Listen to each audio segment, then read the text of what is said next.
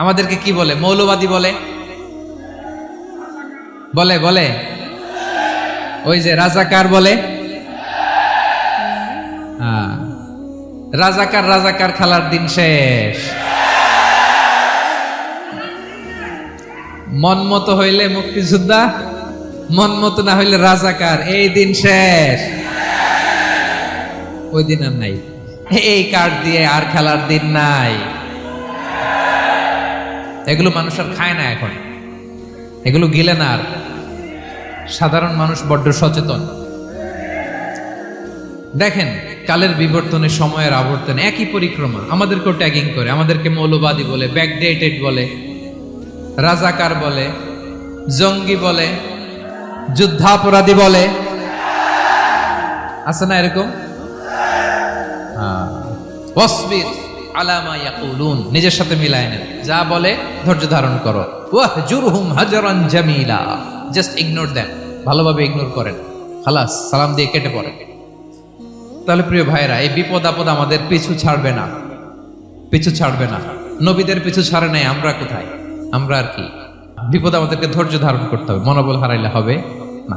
দেখেন বিশ্বনবী কিভাবে আপনাদেরকে সান্ত্বনা দেয়। বিশ্বনবী বলেন, আজাবান লি আমরিল মুমিন, মুমিনের ব্যাপারটা বড় আশ্চর্যজনক। ফাইন্না আমরাহু কুল্লাহু লাহু খাইর, মুমিনের জীবনে যা ঘটে সবটাই খাইর, সবটাই কল্যাণ।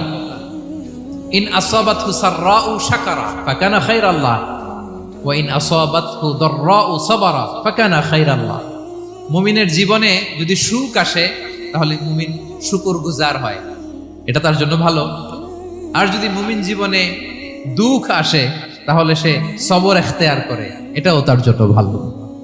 সুবহানাল্লাহ। তাহলে দেখেন আমরা হয় সুখে থাকি নয় দুঃখে থাকি, ঠিক কিনা বলেন? তাহলে সুখের সময় আমরা শুকর করি, কি করি? শুকরগুজার হই। শুকরিয়া করাও একটা ইবাদত, শুকরিয়া করাও কি? আর দুঃখের সময় আমরা সবর করি, সবর করাটাও একটা। তাহলে আমাদের পুরো জীবনটাই ইবাদত, পুরো জীবনটাই সুখের সময় শুকর আর দুঃখের সময় সবর। আওয়াজ করে বলেন, সুখের সময় শুকর আর দুঃখের সময়। এই দুই ইবাদত মুমিন জীবনে চলমান, কন্টিনিউয়াস, একটা উইন উইন সিচুয়েশন। কি বলেন? উইন উইন হয়ে গেল না? যেই পরিস্থিতিতেই থাকে আমাদের জন্য লাভ। আল্লাহু আকবার। তাহলে প্রিয় ভাইরা, এটাই জীবনের বাস্তবতা। সবর আমাদেরকে ইখতিয়ার করতে হবে, হতাশ হওয়া যাবে না। অনেকে আমরা অল্পতে হতাশ হই। এই যে আমরা ধৈর্য ধারণ করছি, এর ফল পাচ্ছি না। দীর্ঘ 1.5 দশক ধরে ধৈর্য ধারণ করছেন না আপনারা?